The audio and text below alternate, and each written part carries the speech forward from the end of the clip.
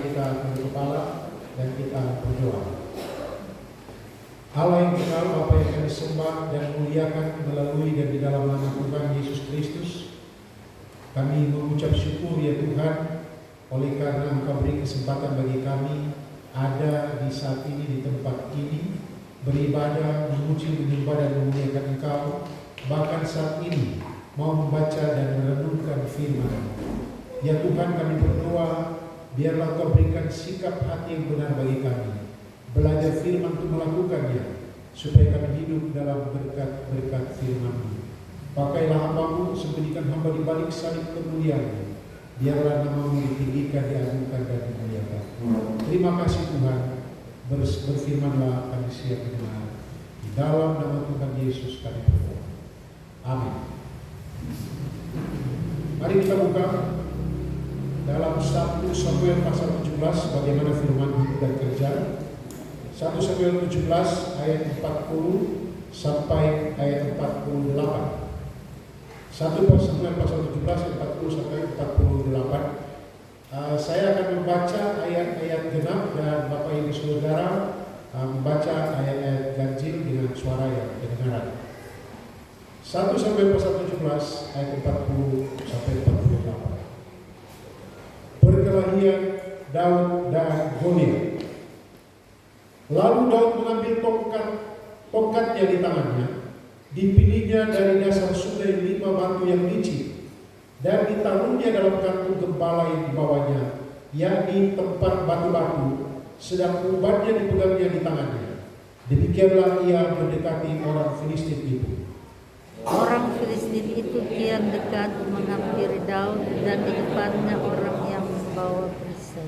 Ketika orang Filistin itu menunjukkan pandangnya ke arah Daud serta melihat dia, dihinanya Daud itu karena ia masih muda, kemerah-merahan dan elok parasnya.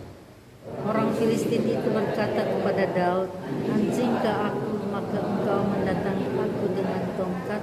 Lalu demi parahnya orang Filistin itu mengikuti Daud. Pula orang Filistin itu berkata kepada Daud, "Hadapilah aku, maka aku akan memberikan dagingmu kepada burung-burung di udara dan kepada binatang-binatang di padang." Tetapi Daud berkata kepada orang Filistin itu, "Engkau mendatangi aku dengan pedang dan tombak dan embing, tetapi aku mendatangi engkau dengan nama Tuhan semesta alam, segala bangsa Israel." Hari ini juga Tuhan akan menyerahkan engkau ke dalam tanganku, dan aku akan mengalahkan engkau dan memenggal kepalamu dari tubuhmu. Hari ini juga aku akan memberikan mayatmu dan mayat tentara orang Filistin kepada burung-burung di udara dan kepada binatang-binatang liar, supaya seluruh bumi tahu bahwa Israel mempunyai Allah. Dan supaya segenap jemaah ini tahu bahwa Tuhan menyelamatkan ikan dengan pedang dan ikan dengan lembing, sebab di tangan Tuhanlah pertempuran, dan Ia pun menyerahkan kamu ke dalam tangan kami.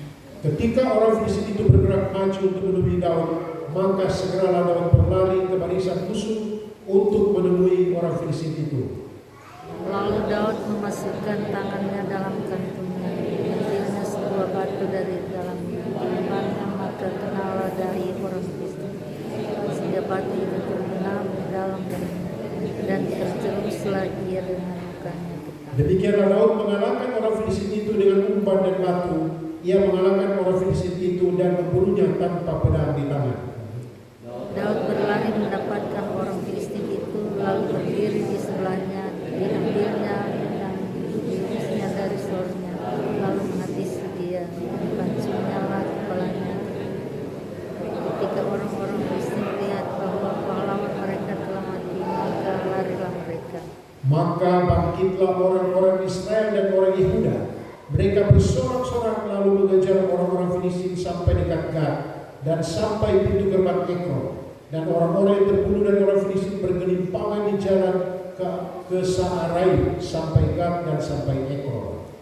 Kemudian pulanglah orang Israel dari pengeluaran sebat atas orang Filistin, lalu menjarah perkemahan mereka. Dan Daud mengambil kepala orang Filistin yang dipacunya itu dan membawanya ke Yerusalem. Tetapi senjata-senjata orang itu ditaruhnya dalam kemahnya. Ketika Saul melihat Daud pergi menemui orang Filistin itu, berkatalah ia kepada Abner, panglima tentaranya, siapakah orang muda itu? Abner, jawab Abner, demi Tuanku hidup dia raja, sesungguhnya aku tidak tahu. Kemudian raja berkata, tanyakanlah anak siapakah orang muda itu. Ketika Daud kembali sesudah mengalahkan orang Filistin itu, maka Abner memanggilnya dan membawanya menghadap Saul, sedang kepala orang Filistin itu masih ada di tangan. Kata Saul kepadanya, anak siapakah engkau ya orang muda? Jawab Daud, anak hamba Tuanku Isai orang Betlehem itu. Demikian jauh pembacaan firman Tuhan. Yang berbahagia adalah mereka yang mendengarkan firman Tuhan dan yang melakukannya dalam hidupnya hari lepasannya. Terpujilah Tuhan Yesus Kristus. Bapak Ibu Saudara yang saya kasih dalam Tuhan, Shalom. Salam sejahtera untuk kita sekalian. Bapak Ibu Saudara, kalau kita membaca di dalam Matius pasal 9 ayat 27 sampai 31 dikisahkan Tuhan Yesus dalam perjalanan pelayanannya, dia diikuti oleh 2 orang buta. Sambil berteriak-teriak, orang buta itu mengikuti dia dan berteriak, kasihanilah kami, hai anak Daud. Mereka berteriak mengikuti Yesus, berseru-seru sampai jadi lama mereka jalan sampai di satu rumah. Yesus masuk di satu rumah, mereka juga ikut ke sana dan mereka tetap berseru-seru, kasihanilah kami, hai anak Daud. Coba bayangkan dari perjalanan orang berteriak. Saya dulu pernah dalam pelayanan kami waktu kami masih di Jogja tahun 80-an. Sementara dalam perjalanan saya bersepeda, kemudian anak-anak berteriak-teriak, penyebar agama. Mereka menuju kami dan berteriak penyebar agama. Itu tahun 80-an. Itu sesuatu 89 ya, kalau lebih itu sesuatu yang tidak baik dan membahayakan jiwa kami pada waktu itu. Sehingga kami tingkat saya bilang begini, Mas saya turun baru tampilin mereka satu persatu. Jadi dia orang Papua dia bilang, saya turun saya tampilin orang satu persatu. Dia bilang tidak usah, biarkan saja. Tapi sekarang itu pasti ketika berteriak-teriak, Yesus Guru kasihanilah kami, itu pasti menarik. Dan setelah tiba di rumah itu, Yesus bertanya kepada mereka, percayakah kamu bahwa aku dapat melakukannya? Percayakah kamu bahwa aku dapat melakukannya? Saudara-saudara, sebagaimana tema dalam firman hidup dan kerja hari ini, yaitu di dalam Tuhan tidak ada yang mustahil. Seandainya Tuhan Yesus bertanya kepada kita sekalian saat ini, percayakah kamu bahwa di dalam Tuhan tidak ada yang mustahil? Kira-kira secara pribadi kalau Tuhan bertanya sekarang, percayakah kamu bahwa di dalam Tuhan tidak ada yang mustahil? Percayakah kamu bahwa tidak ada yang mustahil bagiku? Kalau Yesus bertanya seperti itu. Saudara-saudara yang saya kasih dalam Tuhan Yesus Kristus, sebagai anak-anak Tuhan, sebagai anak-anak Allah, kita harus percaya bahwa di dalam Tuhan tidak ada yang mustahil. Pertanyaannya, apakah ciri-ciri orang yang percaya bahwa di dalam Tuhan tidak ada yang mustahil? Karena kata-kata ini seringkali berupa slogan, seringkali berupa pernyataan saja. Seperti kita sudah biasa dalam pengakuan di mana suri, aku percaya kepada Allah. Apakah betul? Nah, saudara, contoh lain sebelum saya masuk di konteks khotbah ini, pada waktu Tuhan akan memberikan, jadi sekarang saya baca Alkitab dari Kejadian lagi tahun 2004 ini. Sekarang saya sudah di pasal 20 berapa? Tapi dalam pasal 20, pada waktu Tuhan memberikan 10 hukum Tuhan, dimulai dengan ayat ini. Jadi 17 ayat dimulai dengan ini. Akulah Tuhan Allahmu yang telah membawa engkau keluar dari tanah Mesir. Baru masuk ke hukum yang pertama. Jangan ada padamu Allah lain di hadapanku. Jangan membuat bagimu patung yang menyerupai apapun. Kenapa dimulai dengan akulah Tuhan Allahmu? Kepada Daud juga, kepada Musa juga, kepada Musa. Pasal 13 Keluaran. Musa bilang kalau orang Israel tanya siapa yang menyuruh, katakan aku adalah aku. Nah saudara, demikian dengan ungkapan di dalam Tuhan tidak ada yang mustahil. Kadang-kadang itu menjadi pernyataan saja yang tanpa makna dalam hidup orang percaya. Tapi seperti saya katakan tadi, sebagai orang percaya kita harus sungguh-sungguh yakin bahwa di dalam Tuhan tidak ada yang mustahil. Apakah ciri-ciri orang yang percaya, betul, yakin betul di dalam Tuhan tidak ada mustahil. Saudara-saudara, bertitik tolak dari kisah perkelahian Daud dan Goliat, kita akan melihat ada 4 ciri orang Kristen yang percaya bahwa di dalam Tuhan tidak ada yang mustahil. Ciri yang pertama, kita perhatikan pasal 16 ayat 13 dulu. Kalau kita lihat pasal 16 ayat 13, dikatakan seperti ini. Samuel mengambil tanduk yang berisi minyak itu dan mengurapi Daud di tengah tengah-tengah saudara-saudaranya. Sejak hari itu dan seterusnya berkuasalah Roh Tuhan atas Daud. Lalu berangkatlah Samuel menuju Rama. Sejak saat itu, sejak hari itu dan seterusnya berkuasalah Roh Tuhan.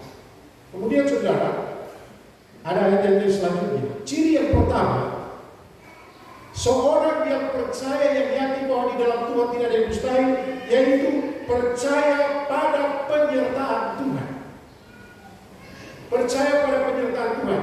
Di sini sebenarnya adalah promosi Daud. Daud itu sudah diurapi menjadi raja. Dan dikatakan sejak saat itu Roh Tuhan telah berkuasa atas Daud. Tetapi Daud dia mengikuti prosesnya. Nanti saya akan bahas di garis besar yang keempat. Dan kemudian menjelaskan tentang turunnya pamor dari Saul, karena Roh Tuhan telah meninggalkan Saul. Bahkan ada roh jahat seringkali meninggalkan Saul dan mengacaukan pikirannya. Saudara-saudara, dan kalau dalam kisah ini kita lihat secara khusus dalam ayat 45 dan 46 saya bacakan. Tetapi Daud berkata kepada orang Filistin itu, engkau mendatangi aku dengan pedang dan tombak dan lebih, tetapi aku mendatangi engkau dengan nama Tuhan semesta alam, Allah segala warisan Israel yang kau tangkap itu. Hari ini juga Tuhan akan menyerahkan engkau ke dalam tanganku. Saudara-saudara, percaya pada penyertaan Tuhan artinya percaya bahwa Tuhan menyertainya dalam keadaan apapun. Saudara-saudara yang saya kasih dalam Tuhan Yesus Kristus, jikalau kita yakin bahwa di dalam Tuhan tidak ada yang mustahil, maka kita harus menyadari bahwa Tuhan menyertai kita dalam keadaan apapun, dalam susah, dalam senang, dalam suka maupun duka. Tetapi saya atau kita manusia seringkali mengikuti perasaan kita sendiri, Bapak Ibu Saudara. Seringkali mengikuti perasaan kita. Aduh, kalau dalam situasi seperti ini kita percaya Tuhan. Kemarin saya merenungkan seperti itu. Saya seringkali mengunjungi atau waktu mengunjungi orang-orang sakit yang sudah di saat-saat seperti mau meninggal.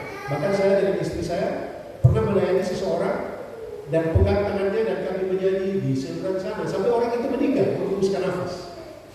Dan saya lihat begitu orang-orang dalam keadaan sekarat, dalam keadaan sakit yang sangat berat, mereka sungguh-sungguh percaya. Tapi kenapa Tuhan tidak sembuhkan mereka?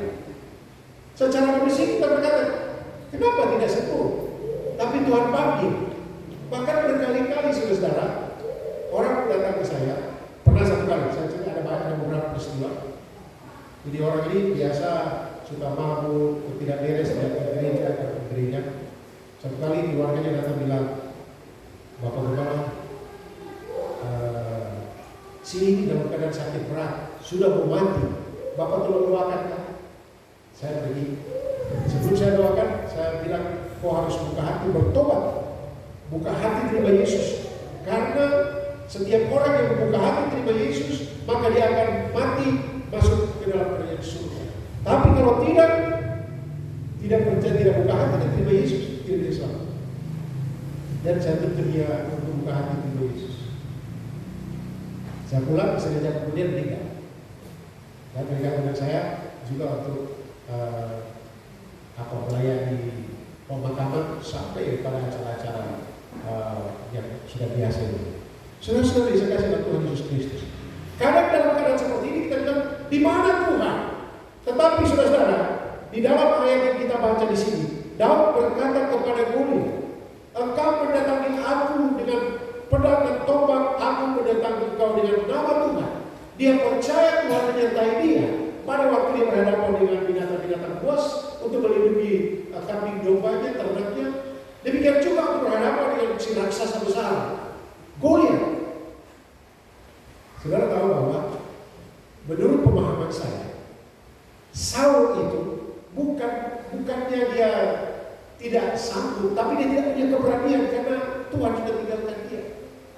Sekarang Roh Tuhan daripada Daud, dan memang dasar anak ini berani. Kalau kita lihat di dalam ayat sebelumnya, kakak-kakaknya bilang, kami tahu keberanianmu. Wah, kita juga tahu, ini berani. Dan menurut informasi yang saya baca, kita coba teliti, dia diurapi jadi raja umur berapa ya? Ada yang bilang umur 17. Tapi sebagian penafsir mengatakan kurang dari 20 tahun.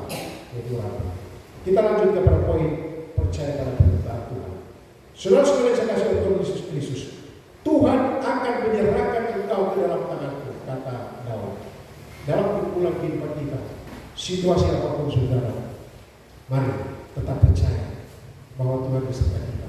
Orang yang yakin bahwa di dalam Tuhan tidak ada yang mustahil, dia percaya Tuhan menyertai dia dimanapun, kapanpun, dalam keadaan apapun. Itu yang pertama. Yang kedua, masih di dalam ayat 45 dan 46. Yang kedua, percaya pada kuasa Tuhan.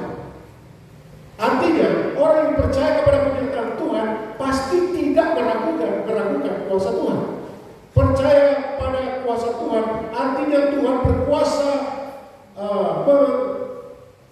Tuhan berkuasa untuk memampukan kita menghadapi tantangan sebesar apapun. Saudara-saudara, dalam ayat 45-46 tadi, ungkapan-ungkapan aku mendatangi engkau dengan nama Tuhan. Daud berkata, kau mendatangi aku dengan tombak, dengan pedang, dan perisai, tapi aku mendatangi engkau dengan nama Tuhan semesta alam. Nah, menarik Bapak Ibu Saudara, saya bahas sedikit teologi dari kata Tuhan di sini. Kita lihat begini. Dia katakan, aku mendatangi engkau dengan nama Tuhan. Ini huruf besar semua ya. Ini kalau dalam Alkitab bahasa Ibrani, huruf besar semua. Kalau Tuhan itu diambil dari kata Yahweh atau YHWH. Kalau tulisan Allah diambil dari kata Elohim. Tapi kalau Tuhan huruf kecil diambil atau diterjemahkan dari kata Adonai. Nah, Elohim itu bicara tentang kemahakuasaan. Segala sesuatu berkaitan dengan kemahakuasaan selalu ada istilah Elohim atau El. Tapi kalau bicara tentang Tuhan yang besar semua, Yahweh, itu bicara tentang satu, Allah itu Maha Kudus Allah Israel. Yang kedua, bicara tentang Dia Juru Selamat, Dia Penolong. Tetapi yang ketiga, ini sangat penting sekali. Ini berbicara tentang Dia yang ada, Dia yang selalu ada, Dia tidak pernah tidak ada, omnipresent, Maha hadir.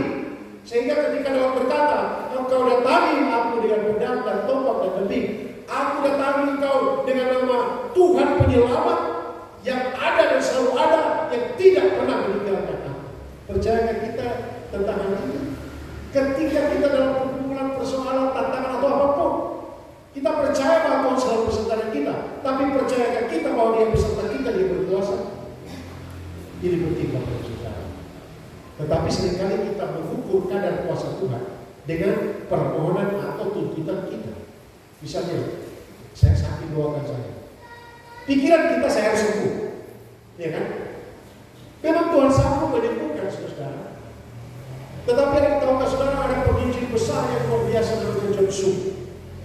Tuhan pakai dia untuk dapat menyembuhkan dengan karunia kesembuhan. Tetapi kalau dia khotbah, saya membaca Obor Aviasi itu, Alkitab yang lama sekali.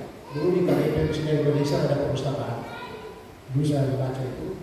Itu dia khotbah, misalnya dia pakai, dikeluarkan dia punya sapu tangan atau lenso, dia bilang pulanglah. Dan banyak orang berdoa, maksudnya pulangnya baliklah kepada Tuhan. Tapi ketika dia berdoakan orang sakit banyak yang sembuh, dia sendiri ada di kursi roda. Saudara, saya bergumul dengan masalah jantung saya, dengan hipertensi saya sudah minum obat lebih dari 25 tahun. Kalau jantung sudah kayaknya lebih dari 10 tahun ya. Dan beberapa waktu ini saya mengalami sedikit masalah, makanya hampir saya bertolak yang lalu. Jadi sulit tidur, jantung berdebar-debar, Dulu waktu di Manokwari saya sempat opname karena jantungnya sudah debitnya terlalu tinggi, 100 berapa. Langsung dirawat ke rumah sakit.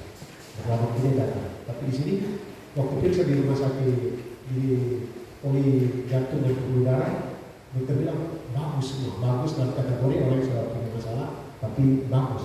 Akhir-akhir ini sempat jadi seperti ini. Tapi tahu kalau setiap kali saya merasa Tuhan, kayaknya sudah mati saya. Tapi kalau mulu, Tuhan perpanjang waktu bagi saya untuk melayani.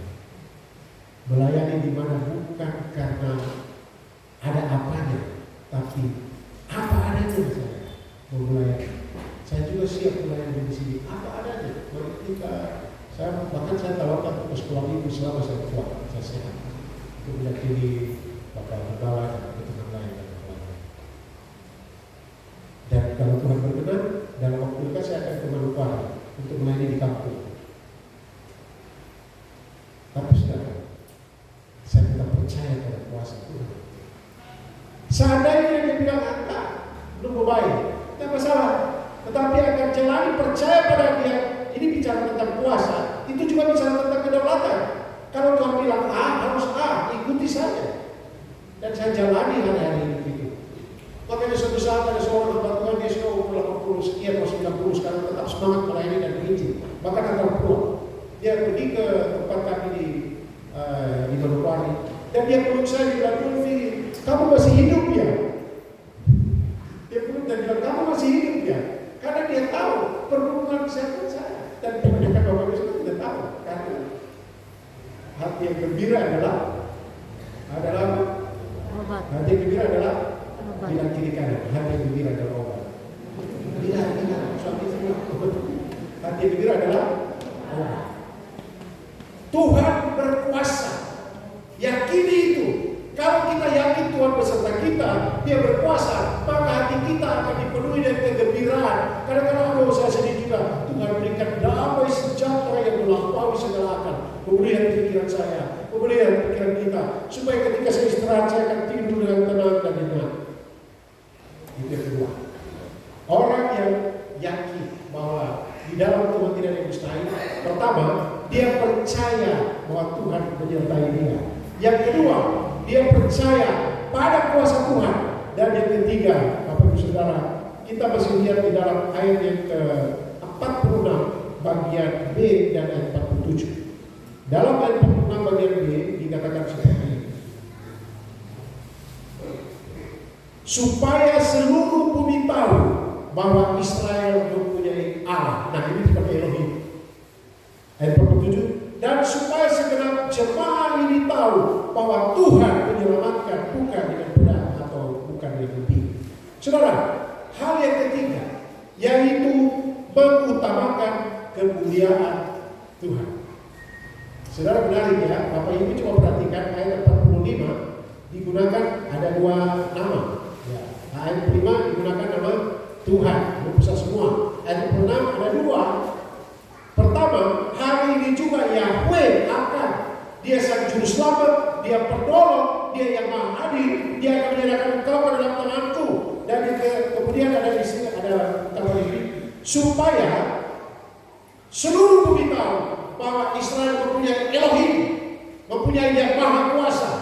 Luar biasa. Dan supaya jemaat ini tahu bahwa sang juru selamat Yehova, Yahweh, penolong, Dia selalu ada menyelamatkan, bukan dengan fasilitas.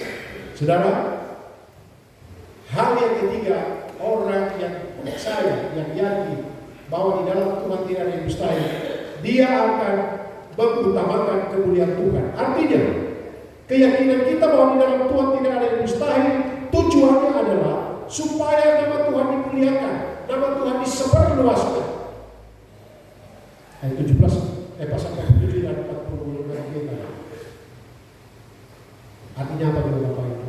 Kalau Tuhan sudah tolong kita bilang, Tuhan, biarlah apa yang saya alami ini membuat nama-Mu dimuliakan.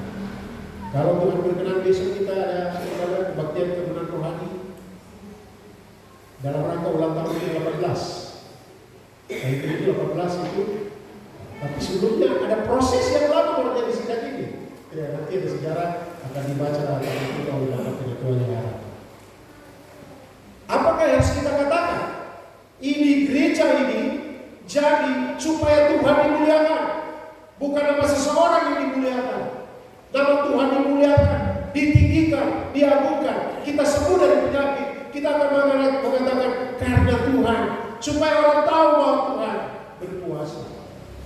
Mungkin Bapak Ibu sudah tanya, Bapak Gembala selama melayani dari tahun 83, 40 tahun lebih, 41 tahun. Pernahkah berdoa ada orang langsung sembuh? Pernah. Apakah orang mati? Tidak. Tidak, belum pernah orang mati. Kalau menurut saya, kalau saya mati jangan doakan saya bangkit lagi. Karena saya harus disuruh dan kembali. Mau. Amin. Ada yang sudah mau pergi ke surga sekarang? Angkat tangan. Langsung kalau ada yang angkat tangan, suami istri dia. Tapi saudara, tidak tentang kita apa orang mati dia tidak. Tapi ada orang juga, misalnya ada yang dikasih yang meninggal, dia bilang saya yakin kau berkuasa, betul berkuasa, kau sanggup membangkitkan, betul sanggup. Tapi satu pernah kami melayani seperti itu. Saya bilang percaya bahwa dia sudah bertobat terima Yesus diselamatkan. Percaya, saya yakin walaupun Bapak Ibu berdoa dia tidak akan balik karena dia sudah ada di surga. Ya kan? Oke, kita lanjut ke sini. Apapun yang kita lakukan, nama Tuhan dimuliakan, diagungkan, ditinggikan. Tujuan yang kita lakukan, besok kita akan melakukan kegiatan apa? Kita akan menari, kita akan sini, kita akan fotografer. Supaya apa? Nama Tuhan ditinggikan, dimuliakan. Ini pelayanan. Ini bukan prestise, tapi pelayanan. Tetapi yang lebih penting lagi, ada orang yang tidak kenal Yesus. Hari-hari ini kita sedang masa-masa memperingati Minggu Susah. Kita harus menyadari bahwa Allah mendidikan kita, tetapi Dia telah membuat anaknya menderita sengsara mati menggantikan kita. Saudara, itu poin yang ketiga.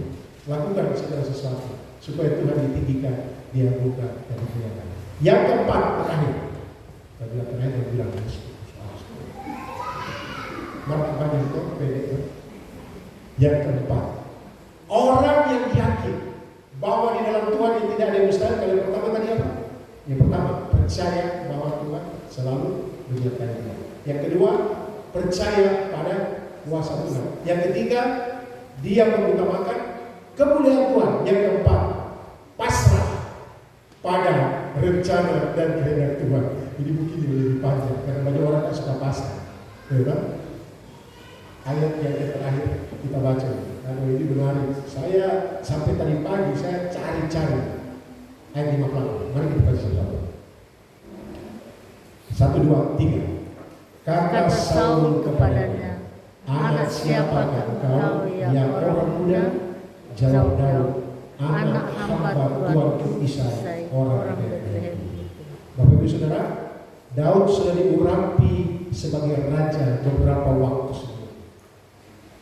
Ketika dia mengalahkan Goliat, ketika dia mengalahkan orang-orang Filistin, kira-kira kalau ada orang tanya begitu, kalau Torah itu Daud, Torah apa? Tidak kenal siapa kita. Itu nggak usah diurapi jadi raja. Kita kan sudah ada, kan di nama sudah ada. Siapa? Nah, tapi dia melalui proses. Sudah. Saya melalui Tuhan sudah cukup lama. Tahun 83 sudah terlibat dalam pelayanan dengan lembaga pelayanan nasional Indonesia di Palang dulu, ya, kita masuk kampus. Saya kuliah di Fakultas Teknik, beritakan izin juga Fakultas Teknik. Tapi saudara, dalam pelayanan ini saya mempunyai tahu kepada saudara. Kita harus pasrah pada rencana Tuhan. Saya sekolah di sekolah yang cukup bagus. Karena dapat yang satu di sekolah yang sangat bagus.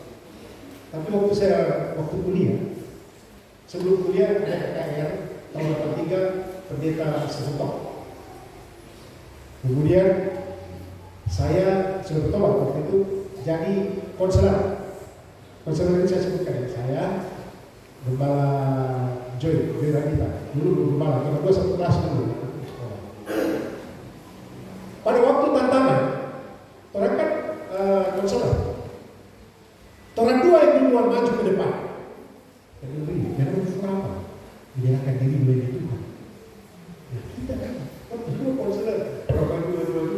Saat itu kami menyerahkan diri untuk menerima Tuhan semua.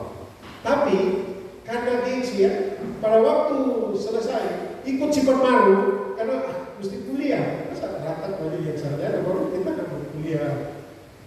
Dan saya tidak lulus Simpan Maru, heran juga saya. Nah sudah tahu, Simpan Maru pada waktu ujian saya langsung ikut PIJ. Dulu kita PIJ, saya masih tahun 83 SMA, kelas 2 sudah ikut PIJ di kami kan di sudah Indonesia tahun. PIJ ke waktu itu di Botoli kalau nggak salah. Kemudian ke Wakan. Baru saya dapat informasi kalau bilang begini, Dolfi, yang ada tidak lulus. Dulu kan pakai surat.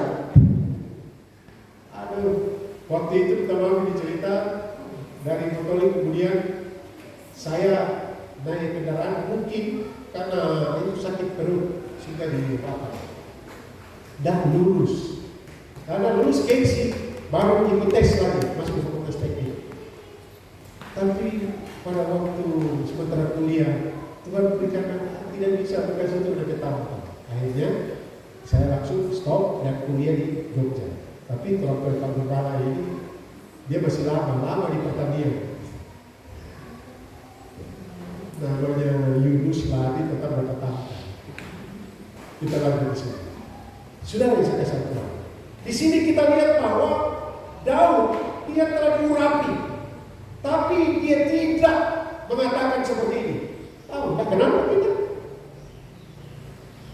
Dia tetap menjalani prosesnya. Ada orang berkata bahwa dia diurapi umur 17 tahun, di bawah 20 tahun. Dia akan jadi raja umur 30 tahun. Dia mengabdi sebagai apa, Bapak Saudara? Dia mengabdi sebagai tukang main kecapi, hibur-hibur raja yang stres, yang diganggu oleh roh jahat. Dia jalani itu. Kemudian apa? Dia tetap jadi penggembala, diproses oleh Tuhan. Dan pada waktu itu ada tantangan orang Filistin, dia maju sudah promosi hebat. Tapi dia tidak manfaatkan promosi itu, dia tetap pada jalur keadaan Tuhan. Nanti setelah usia 30 tahun, kalau dia jadi raja, itu pun baru raja di Yerusalem, orang-orang Yehuda, belum semua. Nanti 7 tahun kemudian, baru semua orang Israel. 40 tahun dia diberita jadi raja.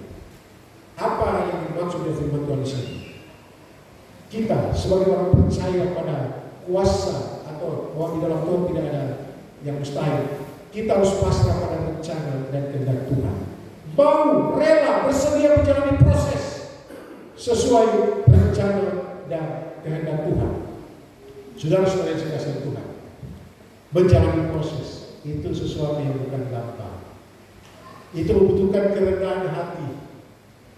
Saya menceritakan, jadi pada waktu kami melayani itu, saya sudah gembala di sidang Indonesia waktu itu, PPS. Kami sekali diundang di berbagai fakultas atau di Universitas Tinggi khotbah. Selesai, saya diundang khotbah dan sudah siap bawa vokal grup pemuda KGP sidang Indonesia. So dulu pakai jas. Di samping saya kalau mau khotbah di mana-mana saya bilang nggak usah pakai gelar. Dulu istihad itu luar biasa. Istihad. Di KGP beberapa istihad waktu itu. Tapi dia bilang kalau di jemaah usah nanti kalau di kampus apa sebetulnya harus ketemu tahu orang kita ini sombong-sombong belum bagus. Supaya orang tahu gembala di KGP bahwa juga sudah istihad. Tinggi dan jas, seduduk, vokal grup siap, tiba-tiba panitia datang. Bapak pendeta, berarti karena dia bilang, aduh minta maaf kan, kita semua perasaan. Kenapa? Orang terus punya Bapak pendeta, orang-orang lainnya sudah, saya ada pendeta satu lagi. Kenapa? Biar dia kota, biar dia apa? Dia kota. Terus Bapak pendeta, ada vokal grup, nanti tahu dia vokal grup. Itu bukan cuma satu kali Bapak Saudara, berkali-kali orang datang minta-minta, tiba-tiba. Tapi kita kalau diproses Tuhan jangan marah. Kalau Tuhan belum diizinkan, biarkan saja prosesnya itu baik, saudara. Baik, itu menguatkan urat-urat emosi saya, menguatkan tulang-tulang yang mudah patah. Jadi kalau cuma tasik sedikit, aduh, lemah. Atau begini. Jadi kalau cuma dapat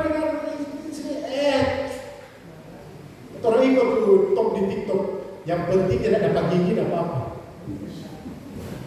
Kita tidak bicara politik, kita bicara tentang iman kita. Seringkali orang maju pelayanan, dia yang siksa, tidak apa-apa, orang jalani saja, tapi semua untuk hormat dan kemuliaan nama Tuhan. Karena kalau khusus semangat, cuma di sini nyana pasti kepala Dolfinata ya, baru trik. Yang lain yang baru kalau kalau masuk tua-tua atau tua, songkok, nggak apa-apa. Tapi saya memberitahu saudara, itu proses itu baik. Tahu orang bagaimana orang bikin mutiara? Yang lain saya tahu cerita ini, tapi saya mau sampaikan. Orang kalau bikin mutiara ini, orang tangkap kerang atau orang budidayakan kerang. Kerang itu apa ya? Biak. Kerang itu ditaruh pasir. Nah, pada waktu kasih masuk pasir di dalam, itu kan kesakitan. Coba orang kalau mau lari maraton atau jalan kaki, baru ada pasir atau kaki. Kira-kira kalau coba jalan tetap 2 jam, apa yang terjadi kemudian? Paling kurang tomat ada 5 di dalam kaki. Nggak tanam tomat mana jadi tomat. Nah, jadi itu dia akan mengeluarkan lendir karena kesakitan. Lama-lama itu lendir itu membungkus pasir. Dan waktu dibelah satu saat tertentu jadilah mutiara. Bapak Ibu maukah saudara-saudara mau kita menjadi mutiara dari Tuhan melalui proses. Kadang-kadang kita tidak mau diproses, tapi proses itu selalu baik. Orang yang yakin pada ungkapan di dalam Tuhan tidak ada mustahil, dia pasti siap melewati proses. Kiranya Tuhan menolong kita sekalian, bukan hanya dengan di dalam Tuhan tidak ada yang mustahil. Percaya, yakin itu akan dialami. Orang yang yakin, yang percaya bahwa di dalam Tuhan tidak ada yang mustahil. Pertama, hidupnya itu ada 3 ciri ya, ada 3 ciri. Yang pertama, dia percaya pada kenyataan Tuhan. Yang kedua, dia percaya pada kuasa Tuhan, kedaulatan Tuhan. Yang ketiga, dia percaya, dia mengutamakan kemuliaan Tuhan. Dan yang keempat, pasrah pada rencana dan kehendak Tuhan. Diberkatilah oleh kedaulatan Tuhan dan yang menaruh harap kepadanya. Tuhan berkati kita sekalian. Shalom.